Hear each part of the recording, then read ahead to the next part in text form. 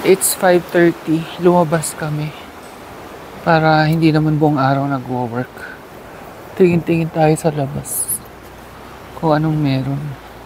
Ha? Grabe, umulan kasi eh.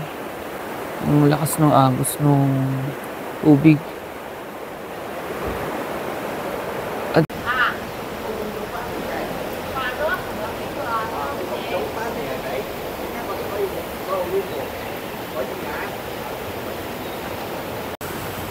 Ayan, magpapagutom lang kami, tapos mag-i-steamboat kami mamaya.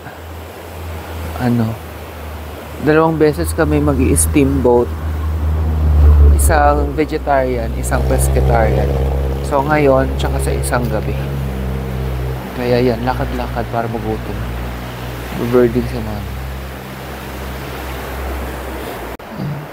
Ang ganda din ng hotel namin pag sa malayo. Yan siya. Nagbe-birding pa rin kami. May mga nakuha na naman si Mahal. Kahit na hapon na. Temple tong taas. Samahan nyo kaming maglakad-lakad around dito sa aming area kung saan kami naka-check-in. Dito to sa Cameron Highlands. My God, napakalamig. Hindi ko alam kung naririnig nyo yung hangin sa background. Tsaka tingnan nyo yung mga puno. Pang bagyo na. Shucks. Kung alam nyo lang, kasi humahangin ngayon. Sobrang lamig talaga. Buti may dala si Mahal na bonnet.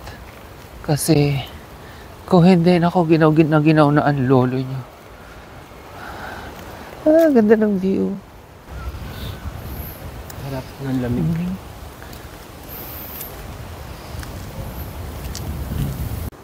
Pagliko namin dito sa isang likuan, may Buddha. Kasi nga temple to. Itong nasa taas namin yan. May gumamela din dito, oh.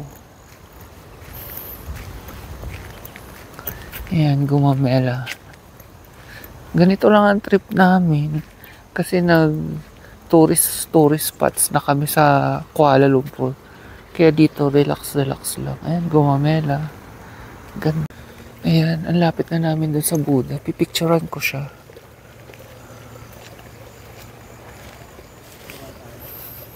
May signage dun sa baba ni Buddha na beware of wild dogs. Kaya lalayo na kami. Kasi may gubat dun sa taas eh. Doon. May mga anong tawag dyan? Talagang sa gubat. Panggubat na dogs. Dolly ang tawag. Dolly. Hindi, tilom yan. Bukas yung night market ngayon. May mga street food. Kaso, balak namin mag-steamboat. Ha? Takoyaki. Oo nga.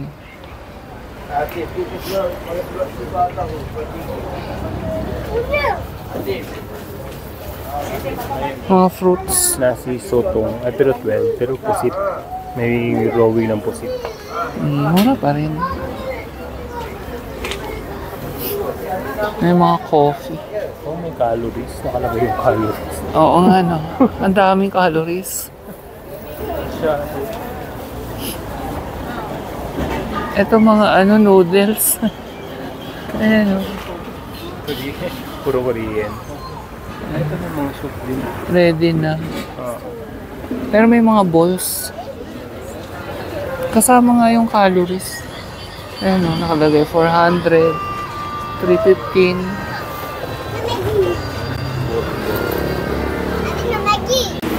Ayan, so mag-i-steamboat kami. Itong veggie steamboat.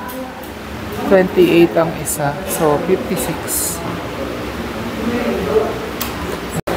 Ayan, sinerve na yung Chinese tea namin. Good for 3 na to. Tingnan niya natin. Ooh! May mga leaf siya.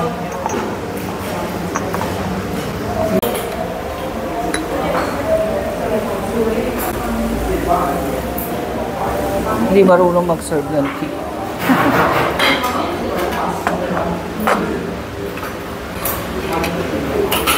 So, ito na yung aming food. Magluluto na tayo. Para siyang shabu-shabu. Cabbage soup. Tapos mga mushroom. Basta pang vegetarian tong set na kinuha namin. May kasama pang ganito. Tsaka ganun. Ayan.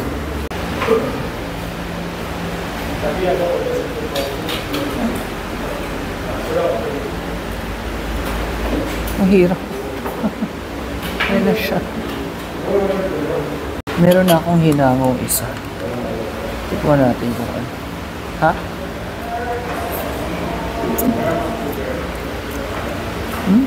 Ha?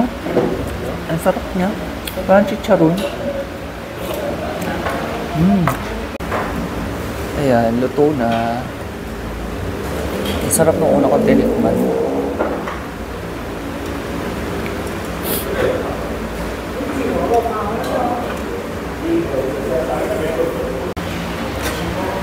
Ay, sakto-sakto to at masama ang aking pakiramdam. Kita niyo naman siguro sa mata.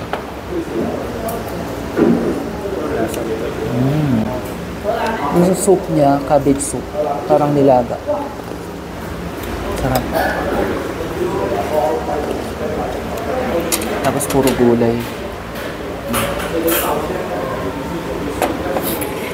Taste. Yung mga bagong dating. Hindi ako marunong mag-chopsticks.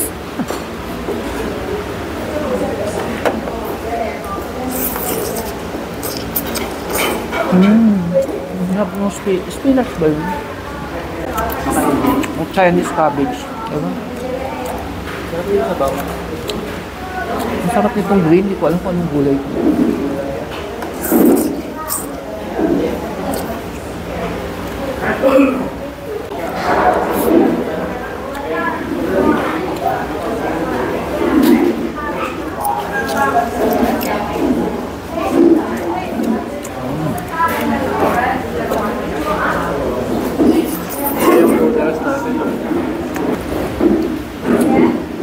Tikman natin pag meron itong sauce.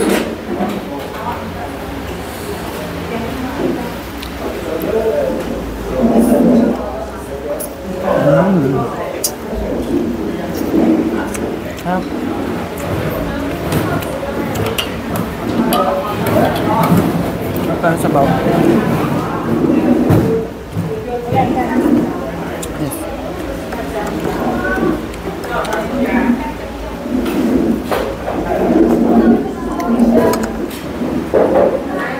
Pwede na sa buong. Ay, pwede na.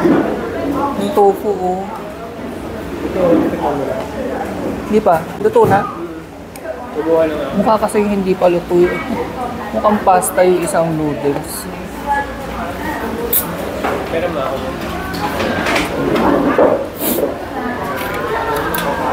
Ay, kainis lang. Medyo masama tayo yung pakaramdam ko. Kung hindi, naku. Sarap ng kain ko dito. Ito mukhang pasta. Lagyan natin ng ano, konting pampaanghang. May kasamang sauce eh. Oh. Let's see kung ang lasa.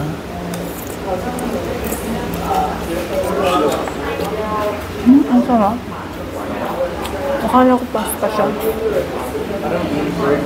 Ang sarap. Ito yung gusto ko eh. Pag nag-travel kami, nakakakain kami ng ibang wala sa atin.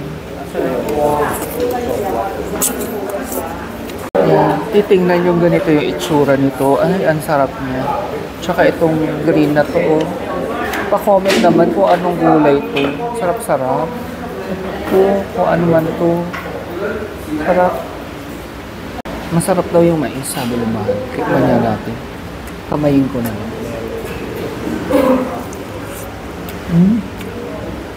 Ang tamis na. Parang siya may asukal. Iba yung mais nila dito. Ayan ang aming dessert.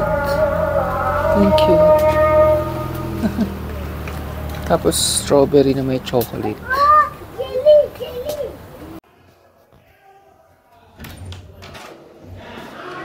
Kausapin niya daw ulit. Kinausap niya na. Ayaw niya siguro makinig kasi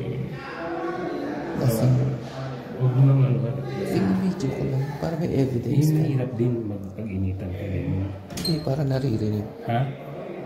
Baka mamaya, pag nag-complain tayo, akala invento. I-record mo na lang. Ayun yan, nire-record. Akala ko bibidyoan mo sila. Hindi, binibidyoan ko yung sound. Hintayin natin. Ako, nag-aas kaming malipat ng hotel kasi may guest na napakaingay, hindi nila makontrol. Ang ingay-ingay talaga, Diyos ko. Nagpapatugtog, nagdadabog ng mga paa. Ewan. Ano kasi parang mga lasing daw. Ilang beses na sinabihan ng receptionist pero hindi niya rin makontrol at wala silang guard. Kaya sabi namin, ilipat nyo kami ng hotel.